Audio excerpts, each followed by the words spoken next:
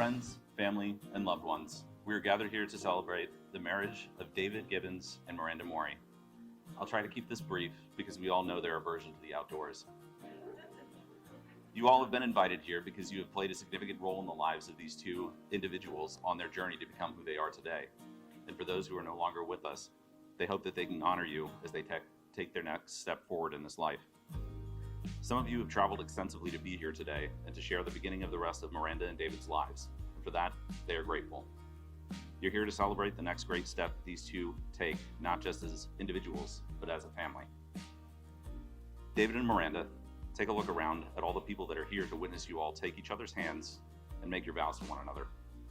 These people are all here because they have believed in you as individuals and believe that your individuality will complement each other's strengths and fortify each other's weaknesses.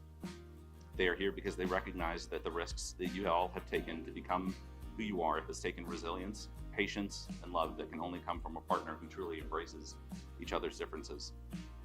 The love that you two share takes many forms as it bends and finds its way into your lives, remaining devoted to the self-improvement and adventure that you embrace so fully in each other. Today isn't the starting point of their relationship or the life that these two have built for one another. This is a new chapter, but it isn't the prologue of the story that they've been writing. Over the time that they have been together, they've collectively been building towards this moment as they have supported each other in each of their endeavors through kindness, patience, humor, and David's insufferable dad jokes. I would like to read a short passage from a journal entry I wrote a few years ago while thinking on the subject of truths and relationships and how those two become interwoven without us ever realizing it. In life, we all write our stories inside of books that line every corner of the earth. Each new day brings a new page in our book as the sun casts its light. Every page of our book contains the stories of the people that we interact with as well.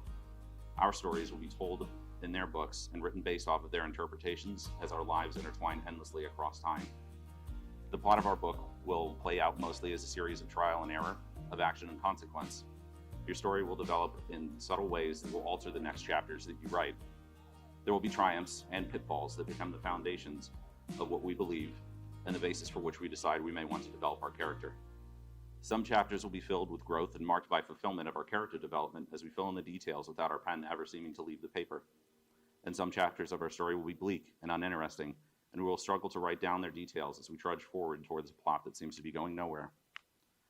Sometimes, however, a new character will enter your story and begin to write the details that will bring you through these hard times. They will impress a new plot on the direction that your story is taking. Now you may no longer feel as though it is just you that is doing the writing. It is as though the tale has begun to write itself effortlessly, as a newfound clarity, bright and crisp, is felt with the turning of each new page. The pages of your book now have new meaning, and you cannot wait to see what will come next, knowing that it is only getting better as the plot thickens and you begin to love and appreciate this character. And you will talk with them about where you want to see your lives end up and the chapters that you will one day write together in harmony. You will realize that self-discovery is not always tied to the paths of which you had previously walked alone. You will embark on new endeavors and adventures, not as a lone protagonist, but as a partner bound by the solidarity that only everlasting love can foster. There will be triumphs and there will be pitfalls, but you will find now that the spine of your book and the story that you had written alone up until this point are not mutually exclusive. Your character and the partner which you have come to love and appreciate becomes the binding of your book and tethers you to the direction that you are always destined to follow. Your partner becomes the details of the adventures you always knew you had. Your love becomes a series of prose that you will never need to punctuate.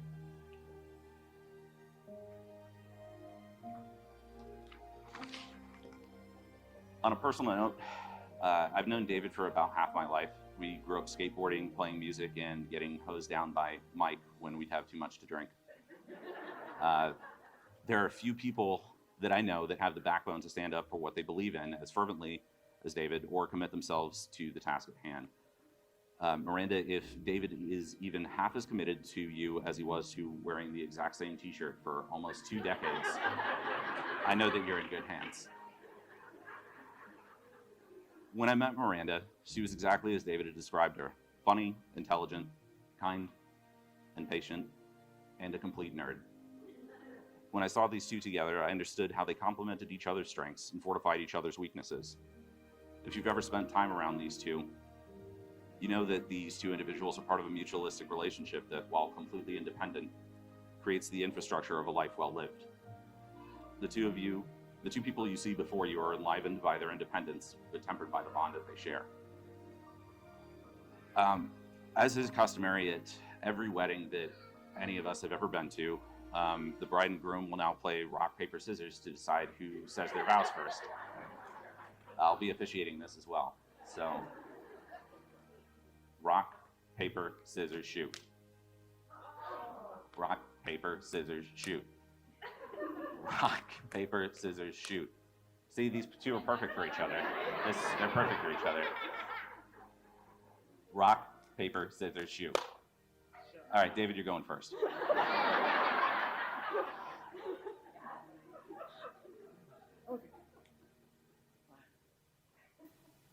I promise to do my very best to lift you up in all aspects of life and to challenge you so that we may both grow together as people.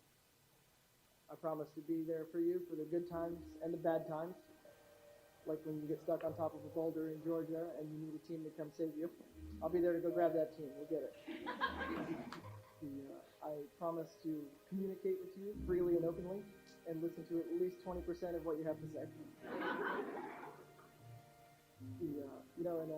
Above all else, I promise to tell you that you're pretty, to take you places, and tell you that I love you. Sure.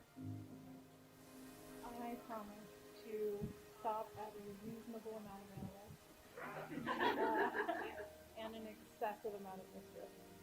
I promise to always be the fun one. I promise to bully you when you need it and when you don't. I promise to be your buddy, your rock, your emotional support wife. And whether it's climbing a mountain or spotting a lift or getting arrested, I promise to always be there for us to take the most important step there is.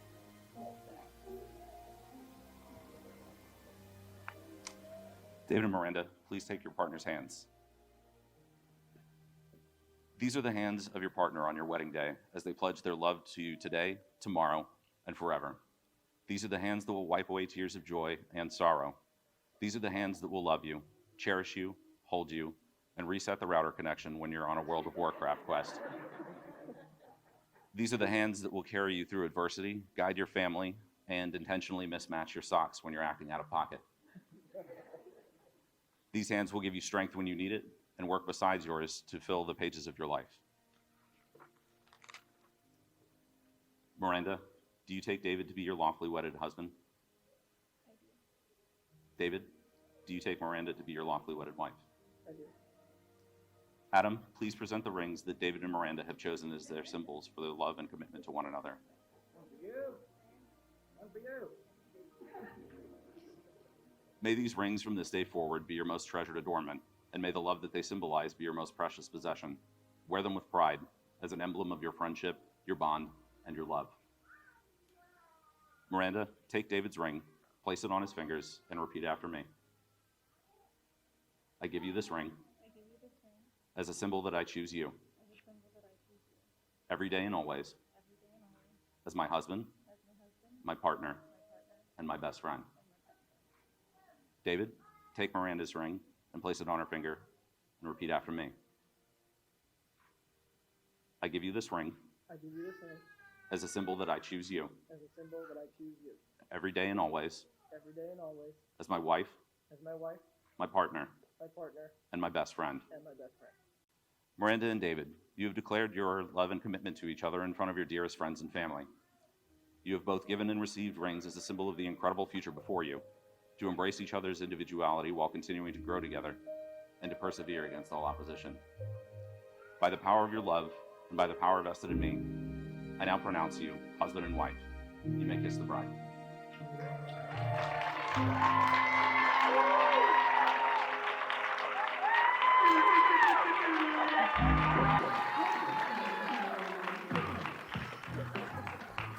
Ladies and gentlemen, I have the distinct honor to present to you Mr. and Mrs. Gibbons.